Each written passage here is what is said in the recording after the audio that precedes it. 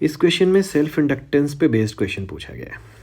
ठीक है, तो देखो चाहे वो इंडक्टेंस हो, कैपेसिटेंस हो या रेजिस्टेंस हो, ये जो तीन बेसिक प्रॉपर्टीज़ हैं ये डिपेंड करती है मटेरियल पे और ज्योमेट्री पे। किसी भी तरीके से मटेरियल एंड जियोमेट्री। ठीक है, मतलब रेडियस, लेंथ, इन सब चीज़ों पे डिपेंड करती है। तो फिलहाल मैं इंडक्टेंस की बात करता हूँ। तो इंडक्टेंस सपोज करो एक सोलेनॉइड का आप क्या लिखते हो, इंडक्टेंस लिखते हो mu naught into N square into volume. Learn करने का सबसे सिंपल तरीका mu naught into N square into volume. Volume होता है पाई आर स्क्वायर है, सिलेंड्रिकल इसलिए, बट अगर किसी इसके अंदर मीडियम फिल कर दिया जाए तो इसके साथ एक म्यू आर आ जाता है। तो ये है इसका इंडक्टेंस। अब इस पे बेस्ड क्वेश्चन करते हैं। Self inductance of the coil depends on geometry, बिल्कुल करता है, क्योंकि ये जो वॉल्यूम है, लेंथ और रेडियस, वही तो इसकी ज्योमेट्री है। Doesn't depend on the permeability, but ये आपको दिख रहा है कि डिपेंड्स ऑन द परमिएबिलिटी, तो बी तो रॉन्ग हो गया।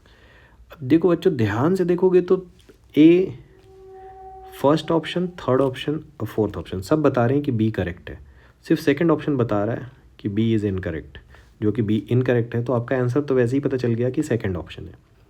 बट मैं सारे स्टेटमेंट चेक कर देता हूँ, क्योंकि एग्ज़ाम में प्रेशर में इतना क्लिक आपको करेगा नहीं कि ये बी के बारे में क्या बोल रहे हैं। Self inductance EMF, self induced EMF opposes the change in current, बिल्कुल लेंज लॉ से ही आप अपोज करेगा चेंज का। इधर से करंट आ रही है, इंक्रीज़ करोगे तो ये इंड्यूस्ड ईएमएफ डिक्रीज़ करना चाहेगा, और डिक्रीज़ करोगे तो इंक्रीज़ करना चाहेगा। ठीक है, उसकी पोलैरिटी ऐसे बिहेव करेगी।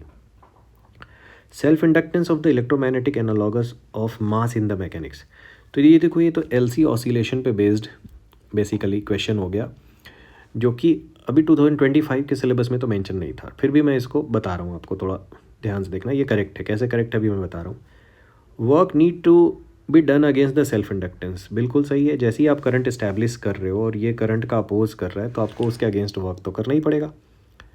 तो ई करेक्ट है। अब डी कैसे करेक्ट है, उसके लिए मैं थोड़ा एलसी ऑसिलेशन से आपको रिलेट करके बता रहा हूँ। एलसी ऑसिलेशन में होता क्या है, एक कैपेसिटर को आप चार्ज करके और एक अनचार्ज इंडक्टर के साथ कनेक्ट कर देते हो।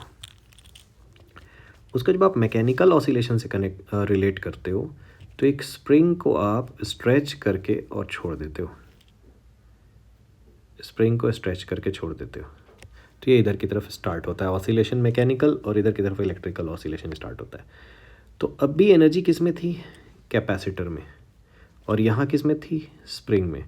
सो कैपेसिटर जो है वो स्प्रिंग के एनालॉगस है, स्प्रिंग के साथ इसकी सिमिलरिटी है, और इंडक्टर जो है वो मास के एनालॉगस है, तो इसकी सिमिलरिटी मास के साथ है।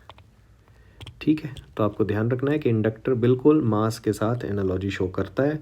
सो डी इज़ करेक्ट। तो अल्टीमेटली बी को छोड़ के बाकी सारे करेक्ट है, और मैंने आपको पहले भी बता दिया, अगर आपने सिर्फ ये चेक कर लिया बी इज़ रॉन्ग, तो बाकी आप बिना चेक किए भी आंसर कर सकते हो। That answer is second option